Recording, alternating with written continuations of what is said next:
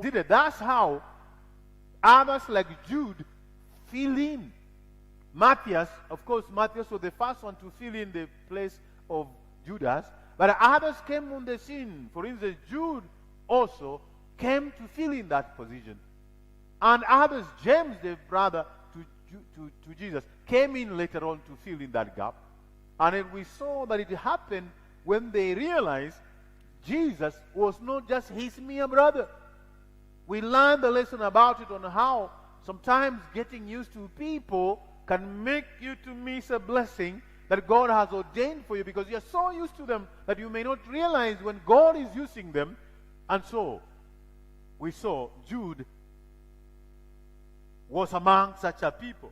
They were used to Jesus so much that when Christ was doing what he was doing, they could not understand. They never even believed in the first place. We saw from the gospel that they began doubting him. They could even make fun of him. Oh, if you say you are the Christ, why can't you show yourself to the world? Go. In the wedding to Cana, you saw how they said in John, should it be chapter 2? Where they encouraged him, oh, if you want to be known to people, go to them. So they compel him to go. They said, you go, and even begin doing miracles. And he faced and said, by day, my time has not yet come. So we see also that antagonistic kind of among the brethren, that sometimes even the prophets may not be appreciated from home. People who saw one growing, who saw one coming on the vicinity, sometimes they take such people so lightly until they miss the blessing that God had ordained for them. And that's what we learned, and we said, don't be among such. Do not get used to such kind of men of God, men that God is using. And then you reach a point where you cannot see the God in the man, because you are so much used, especially in family settings. It becomes so prevalent. So we saw that the setting, it was the false teachers were threatening, the apostles had exited, Jesus had gone to heaven, and so the world was experiencing the Christianity of the first century, which was so much threatened from within and without. Without, non-believers were killing the believers. Within, those who were false teachers were killing the church from within. And the enemy within, friends, is always dangerous. We saw that. The enemy within, there is a Swahili word which says, whatever is biting and eating you is always from within. Kikulacho kinguoni mwako. The enemy within is always disastrous, because he attacks you when you least expect. He destroys you when you least expect. And that's what happened also to Jesus. Judas betrayed him when he was so close. In fact, he betrayed him through a kiss. So the enemy within is always disaster. Examples, Judas. He knew even the movements that even in the expected hours, he led the enemies of Christ to the place which was not so common for others to know, Gethsemane. He knew details. He knew where to get him at what hour. That's why it was very easy for him to lead Christ. And so the enemy of Jesus used him, the closest friend. No wonder Jesus said, my friend, we have been with you for all these times. He called him friend. He never said you are enemy, because the enemies who are disastrous are always clothed in the dressing of friendships. People closer within the church. That's what we are seeing in the first century. It was happening. Believers fighting anti-Christians from outside, but also from within. They came in form of false teachers. False teachers. False teachers are dangerous. People who fall in the trap of deception, who fall in false doctrines, they are the dangerous in the church setting. In these times, we have false teachers everywhere. We saw last time, to a point that we wonder, then how can we discern the true ones? And in discerning the true ones, it has no shortcut. It is when you sit under a genuine teacher of the word to do teaching of the word that we can discover with ease the false. I use this example of the bangers. For a banger to know the true note and true currency, they spend more time with the true, genuine banknotes. They don't actually spend time with the fake ones. They spend time with the true, genuine banknotes. When they spend time with genuine banknotes, definitely, when a fake one comes in place, even among the genuine ones, they detect it by a touch. They don't need to take it even to the machine to detect it. They just hold it and they will tell you, hey, boss, this one is not okay. They isolate it. Friends, for us to detect the fake teachers, false prophets, we must hang around the genuine, true prophets of God. We must sit under their teachings. We must listen to their sermons and teachings. As we grow listening to the genuine message of the kingdom, we will be able to tell the false ones. Even when we are alone, we will not entertain them. We will not hang around them. The moment when they speak, you'll be able to tell.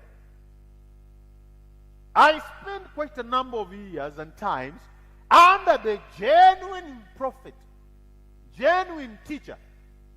And I spent time with others of the same.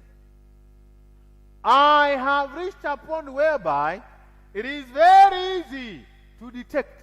Even when I go to a meeting, it is very easy because my spirit and the Spirit of Jesus Christ within me will tell me you are in the wrong place. You are under attack. And immediately, I may not make much noise. I will exit. Definitely. Why? It's false. In other places, even before I enter, they counter me and they say, no. We don't. I went to one place. I went to some places. And the moment I met them, at the doorsteps, they ushers themselves.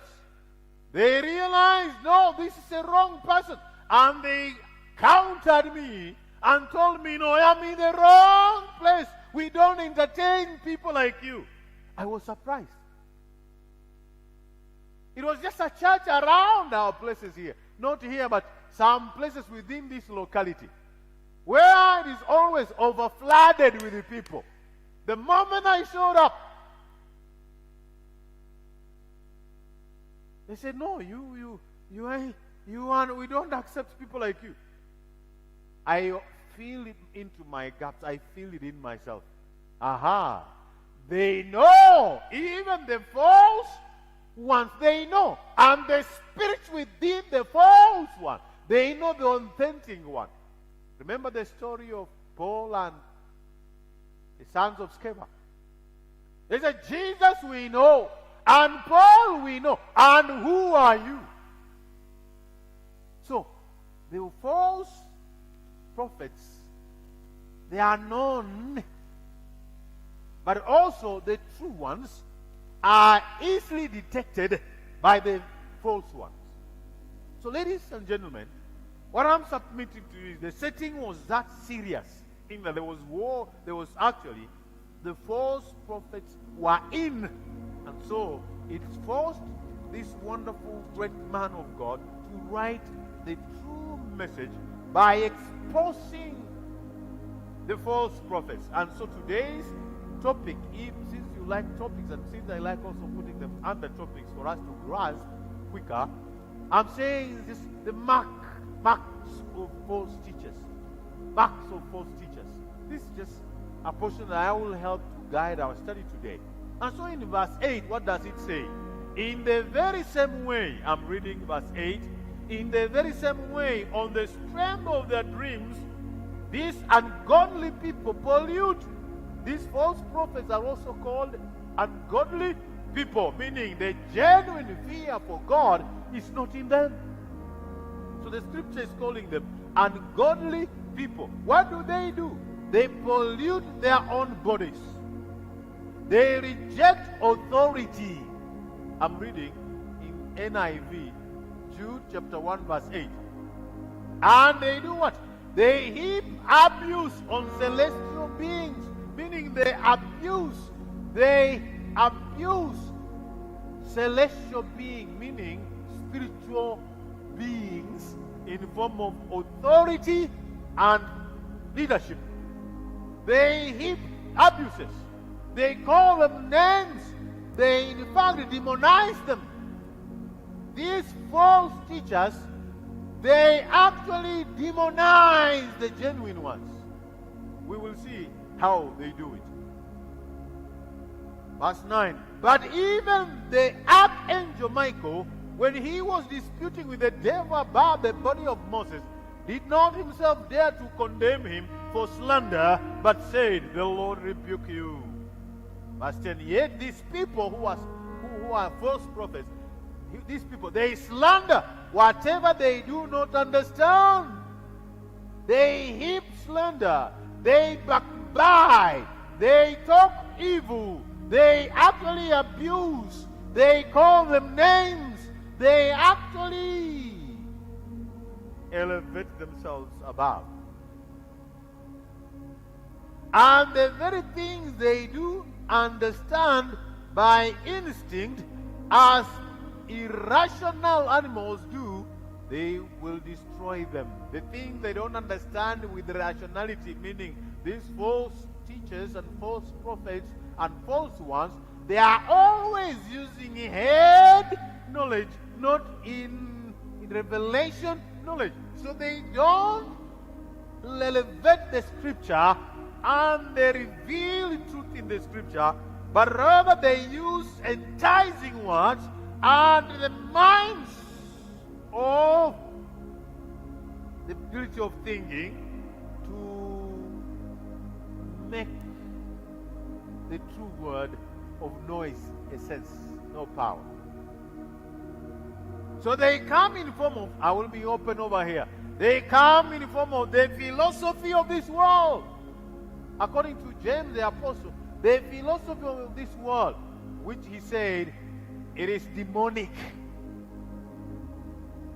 James, the brother to Jude, amplifies what we are talking about here by saying such knowledge of these false teachers is demonic. It is not of this world, it's not of heaven, it is of this world. What does he say? James, his brother, what does he say about the false? He speaks it outrightly, and he says it outrightly about the false. He warns about the false. He talks about the false, that it is not according to the true revealed knowledge of God. In fact, in chapter 3 of James, he says, what does the false show? He says in verse 14, but if you harbor bitterness, bitter envy and selfish ambition in your heart, do not boast about it or deny the truth. Such wisdom does not come down from heaven. Which wisdom? The wisdom is which is envious. The knowledge which is envious, the knowledge which is jealousy, the knowledge which is not humble.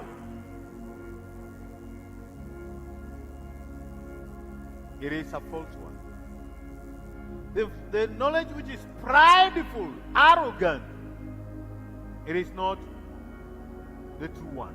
So James, the brother to this Jude, he says, such wisdom does not come down from heaven, but is earthly. It can be full of knowledge which is earthly. What is this knowledge? For instance, it comes in form of psychology. It comes in form of philosophy. It comes in form of naturalistic philosophies. Oh, Mother World, they put it into that. Mother World, Mother Nature. If you don't obey Mother Nature, it will destroy you. It is universality, the universal philosophy. And these philosophies are in academic world. Rationality. You know, it has to make sense. If it makes sense, then it is okay. I want to let you know that the things of the faith do not make sense to the things of the world. So if you depend on sense, you will miss the wisdom from heaven in some quarters. So not every godly truth makes sense, because the Apostle Paul talks in 1 Corinthians chapter 1. He says, if it was so, they would not have crucified the Lord. Because the rational mind is always contrary to the spiritual mind. So James amplifies and talks about this one. He says such knowledge is not from heaven, it is earthly, it is unspiritual, it is demonic. This, I'm reading the scripture. James chapter 3 verse 15. It is demonic, it is unspiritual. For where you have envy, selfish ambition, people who are selfish in ambition, people who are unsubmissive, people who are envious, all this in the church settings, there you find disorder. He says, this James chapter 3 verse 16. He says, for where you have envy and selfish ambition, there you find disorder. Every evil practice is there. Disobedient to authority. He says verse 17, but the wisdom that comes from heaven is first of all pure, and it is peace-loving. It loves peace. It loves peace. It loves unity of the body. It is considerate. Verse 17. It is submissive. Submission. Do we submit? If there is rebelliousness, it is not the wisdom that comes from God. He mentions, verse 17, full of mercy. Is it merciful? So if we gauge that we are not merciful, but we want to force submission of God's people based on the things that are worldly, like dressing code, there is something wrong. So he says it is not merciful and it doesn't bear good fruit. I'm reading James chapter 3 verse 17. And he says it is insincere and impartial. Such kind of wisdom, it is not sincere. It is actually full of partiality. Oh, this one is not our tribes. This one is not from our family. This one is not from our household. This one, it is impartial. But the things of God, we don't go by tribe. We don't go by the level of academia. We don't go by, where we come from. The things of God are universal, just as the faith is universal, just as Christ is universal, just as our hope is universal. So any discriminative tendencies are not of God. But the world will go to that level.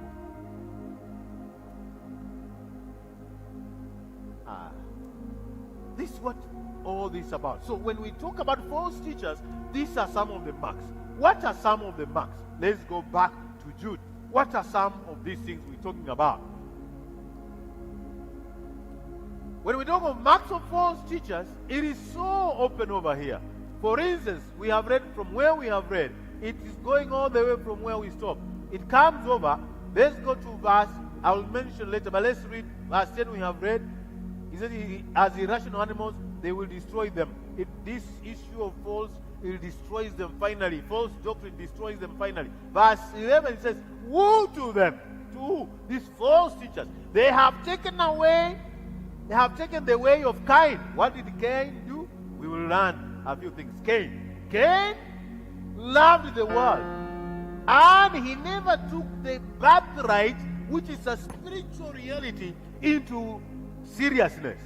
He loved the soup, the stomach.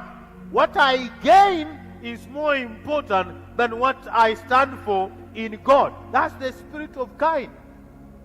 He loved the soup to a point that he sold his birthright, which had spiritual blessings loaded with it beyond. He said, what is this to do with me? I'm hungry. Give me food or I die. And he said, it doesn't matter my birthright. It doesn't matter my relationship with God. It doesn't matter my spiritual inheritance. He compromised. So it is like Cain. These wicked people, false teachers, are like Cain. They focus on the things here and now. They have rushed to profit. Verse 11. They have rushed for profit into Balaam's error. So these people also, they run into profit making without realigning themselves to spiritual kingdom profitability. As long as they are gaining something for themselves, it doesn't matter. And he says they rush in the error of Balaam. What did Balaam do? He made errors because he started prophesying for money. In Numbers chapter 23, you remember the story of the talking mule, talking donkey. So Balaam was in error. He was told by God not to go. But because he was enticed by the gifts of Balak, he was seduced to accept the gift, and he went with the king. Until God used a donkey to speak to sanity, this man, when he was just about to be killed. So we see the error of Balaam is an error of what the Revelation also calls it, Nicolaitan. People who seek for prophesying to others to get monetary value. That's the error. And he goes on to mention in verse 11 where we read it, they have been destroyed in Korah's rebellion. He brings in another essential person, Korah. Korah was rebellious. He rebelled against Moses' authority. He rebelled against the authority instituted by God. He was rebellious. He never honored, he never respected the authority of God. And that's how Korah was destroyed. The earth swallowed them up. And that's what we are mentioning here, that these people who err, who are false prophets, they will be swallowed up. They will be destroyed. They will be actually are in error, and they will be destroyed in error. That is called the Korah's rebellion, because they rebel against any authority. They rebuke and destroy authorities, and they don't submit to anybody. Some of them, they come in form of, is my ministry. I'm the bishop, the founder. They don't hear anybody. They have briefcase, even ministries. They make money out of briefcase. They gain dollars in terms of partnership, but there's no congregation. They are everywhere. They might be having flashy offices, flashy cars, and flashy programs, but they have no flashy spirituality because they have missed on God. So they are rebellious. They break churches, authentic congregations. They distort the respect and honor of the men ordained by God. They don't submit to anyone. And they are an authority in themselves. Verse 12. These people are blemishes at your love feast. They like this and all this, eating with you without slight taste qualm, shepherds who feed only themselves. They are clouds without rain, blown along by the wind, autumn trees without fruit and uprooted. They cannot bear fruit. They cannot be productive. In the genuine sense, they will not be productive. Even in responsibilities, they will not be productive. And they say, this is what he says, without fruit and uprooted, twice dead. Twice dead how? Meaning they have died. Spiritually they are dead. And if they have, they will die physically. And they will also die eternally. So they may not be dead now, but they have died spiritually. Therefore, when they die, they will die eternally. These are people that Jesus said, they prophesied in my name, they did miracles in my name, but I never knew them. Friends, be careful about false prophets. They can be flowing outwardly seen as if miracles are happening, but they are using juju power. They are demons, deceiving demons. They are using Nigerian power. They are using Kenyan chemistry. They are using African black magic. They are using witchcraft and sorcery, the spirit of divination, to announce and to tell things that are happening to people using power from hell. He says they are twice dead. Verse 13. They are wild waves of the sea, foaming up their shame, wandering stars, for whom blackest darkness has been reserved forever. Where will they be? In the blackest darkness of hell. That's what it is.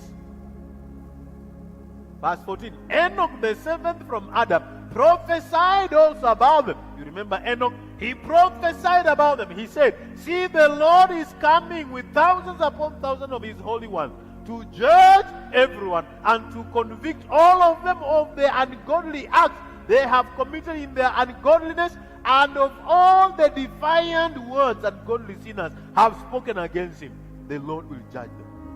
These people are grumblers, complainers. In the church, they are always seen by which mark? Complaining and murmuring. Read. I hope you are reading. Verse 16.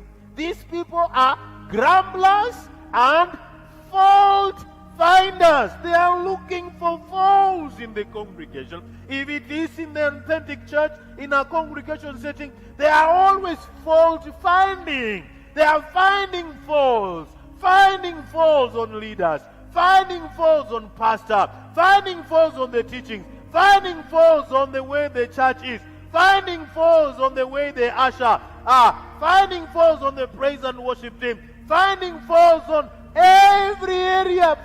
Fault finders. They are specialists in finding faults on how people wear, or how people are dressed. How they are fault finders. This is painful. They are fault finders. Listen, they follow their own evil desires, not the desires of God. They follow the self-evil desires. Listen, they also do what? They boast about themselves. Boasting how I am, how I be, they boast. They are not glorifying God because of the victory. They boast about, how I am succeeding here, how I don't entertain this, and they talk about themselves and boastful about themselves. And another one, what do? They flatter others for their own advantage. They flatter people. They can tell you, oh, we are together. And they will tell you, you are great, you are a great man of God. But behind you, they will cut you short. Cutting others down is backbiting. Behind you, they will talk negative destruction about you. Yet, when we are together, when you are together with them, they will tell how wonderful you are. Oh, you are smart. You are brilliant. But behind, boss, they do what? They flatter you when you are with them. But alone or with others, they keep you. That's why they are dangerous in any congregation. They actually stir discord, disunity. They stir war. They are people who outwardly we seem to be together, but inwardly they are dangerous. That's why they are false teachers, false prophets, and false brothers and false sisters. They are faulty because their doctrine is faulty. So they will go around faulty finding because themselves they are faulty. Now, what are some of the marks? There are so many which have been mentioned, but I will mention. What are some of these marks? The marks of these false teachers. Number one, the marks of false teachers. Number one, they pollute their bodies. Meaning, in secret, they might be messing up. They are not standing with holiness as you think. They are not pure. They are what we call, they could be slay queens and slay kings. They are polluting their bodies. Do you know, some of these wonderful polluters are wonderful in speech. Oh, my dear, how are you, my dear? They can use wonderful, smart language. But what they mean is opposite. And if they do it, they can even do it to ladies. Oh, my dear, wow, you look smart today. And what thereafter, it is pollution. Ladies and gentlemen, be careful on who do you comment about, why do you comment. It's not bad to compliment. But I don't like this language where you go around telling, if you are a brother, telling boys, telling girls, and telling them, wow, you call them dear, oh, sweetie. That language, for me, speaks something.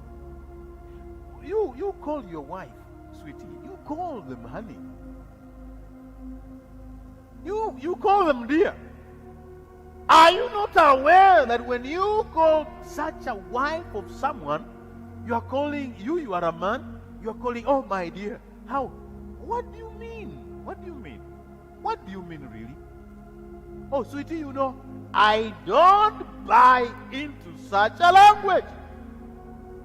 It always leads to pollution of the self. So such wonderful people are always great, eloquent, sweet-tongued. You know, sweetie, who is this sweetie? I want to encourage men who are here. Let's be careful the words we use on the opposite gender. If she's not your wife, where is sweetie coming in from? If she's not, where? I know you can call your daughter, you can call, it's okay. But here, sweetie is somebody's wife. Sweetie this is a single girl. Sweetie, and this is boss. There's something. It always leads to pollution. Number two, a mark of these false teachers. Meaning, Jesus said in other language, he said, you will see their fruit. That's what he said. If we can summarize that nicely, you will see their fruit. The fruit will be the fruit, not the fruit of the Spirit. When you follow in their private life, they might be wonderful out here, but their private secrecy, there will be things happening. So he said, you mark them by their fruit. But of course, number two, the mark number two is authority. They reject any authority. They can never be submissive to any authority that God ordained. If it's in the church setting, they will never submit to any authority. They'll always people who will show false allegiance, but they do something else.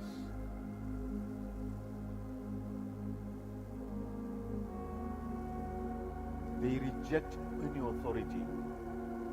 They reject the issue of accountability. For them is something unheard of. They cannot even imagine. For them, I mean, why should I say where I'm going anyway? Why should I? In the godly principle, in a church setting, it is always good for people to know. Also, not to all people, but people who are really meaningful to you. It is always good. Let them know. It's called accountability. In leadership, it is always good. Can we know where you are? It's called accountability. It's one of the characters of leadership to show that we are actually together. We are flowing. But where somebody disappears and he has a responsibility, when he called upon, you can be called upon anytime, you have no idea where, it is always a dark area.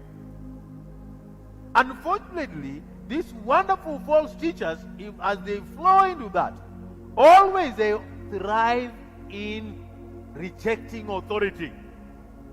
And being accountable is not an issue for them. After all, why should you? That's the kind of mentality. But yet in the kingdom, it is a cool thing.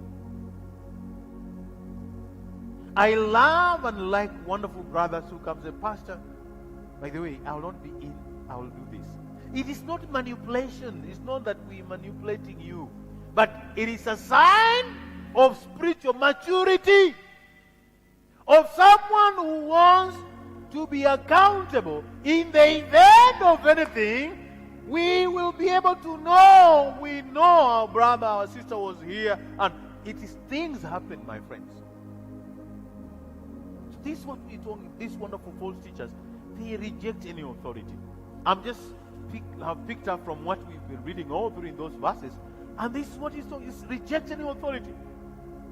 They reject. That's verse 8. They reject authority, and then they are abusive and slanderous. Abusive and slanderous. When you follow up, you realize these people, they might be wonderful, seemingly wonderful, true, genuine prophets or teachers, but they are abusive to their own children, abusive to their own spouses, abusive to their neighbors. They lose the testimony that even the very people nearby may not have anything good, meaning they lose the ability to be witnesses for Jesus. These are people you hear, they are always fighting. These are people you hear, they are always talking, pulling down people who are in authority. These are the people. They insult. They call names. They don't fear even calling people names. They are very abusive in language, very abusive in character, very abusive. If you play with them, they can easily hit you. We have seen some wonderful people who have hit others. You wonder, what's the problem? He says, you can see me now. I'm directly translating it. These are people. At the end, there are people who seemingly are wonderfully flowing in miracles and wonders. Then what's the problem? You need to check twice. Reject authority and heap abuse on celestial beings. And he says, but even they are giving us example of even the archangel. That the archangel, even though he contended with Lucifer on the issue of the body of Moses, yet the angel himself never called Lucifer names that we hear, even people and preachers calling the devil the Adams. You know, there are people who call you can hear them. You know, I don't take it as spirituality. They diminish the essence even of the devil himself. Pastor, what do you mean? Because they don't even honor any authority, they diminish the ability of the devil. Some of them even they say to a point of saying there's no devil. Is it true? There's no devil. It's a lie. And if he is there, they will go even to an extent of calling him names of which is not right to your information.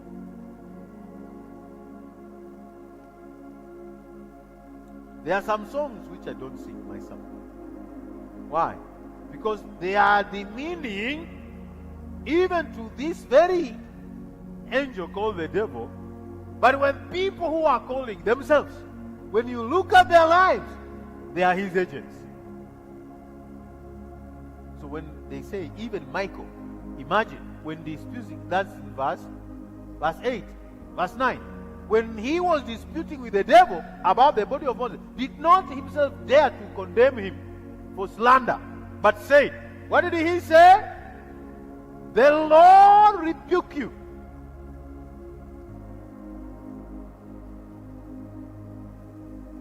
Just follow up some of the so-called prophets and men of God in bracket. They demean the authorities, even the authorities of the angelic.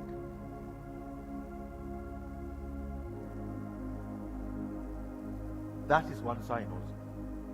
It's a sign. He says, verse 10, yet these people slander. We have said they are slanderers. They slander everybody. They talk character assassination of everyone and anybody, especially those in authority. The other characteristic is they claim to have secret knowledge. They claim to have secret knowledge. They claim to possess secret knowledge. Yes, they claim to have secret knowledge above anybody else. And because of this, they actually call themselves, give themselves big titles. Big titles. And because of this, they also do what?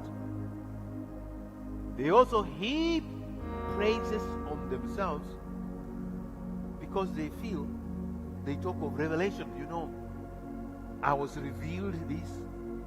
I dreamed in this nature. I'm not saying dreams are bad.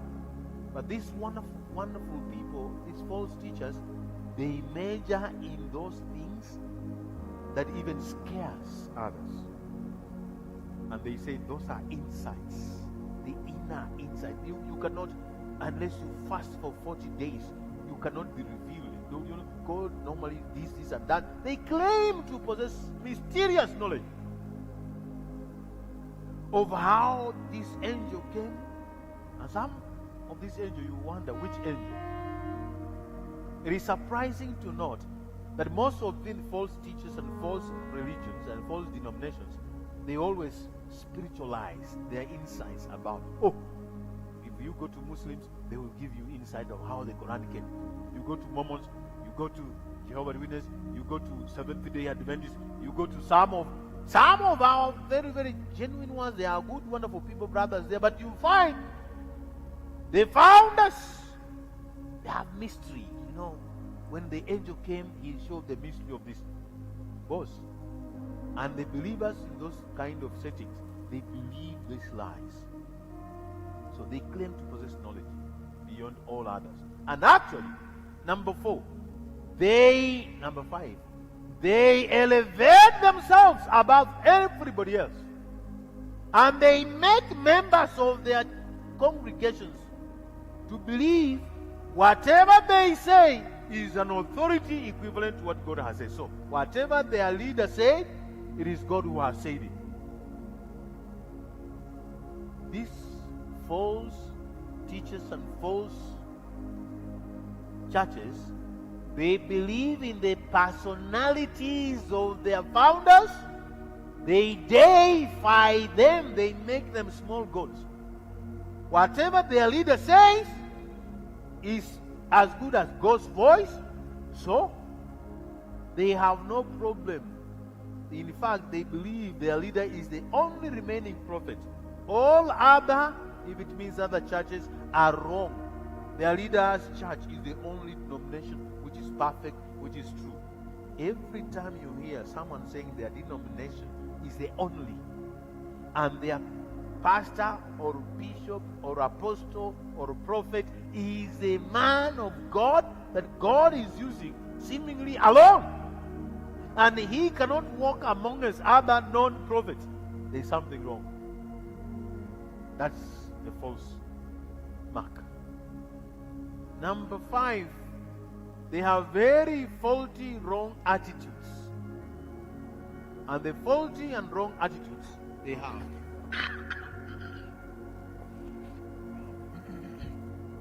The faulty and wrong attitudes they have, like proud, arrogant, selfish, jealousy, they are always envious, greed, lust for power and control.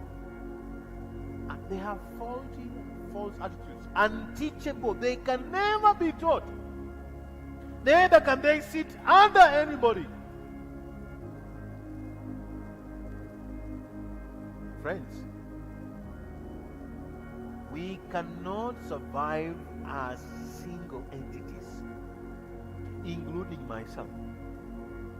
I always hook up with other brothers and sisters in the faith. I sit under, I listen, I get blessed, I move on. That's also, I grow in that. But where someone cannot sit under anybody to be taught anything, and they actually seem themselves to have grown, that they cannot sit under anyone, it is one mark of deception. They may not be leaders, they may not be founders of any ministries maybe. If they are members of the church, they are also flowing in deception.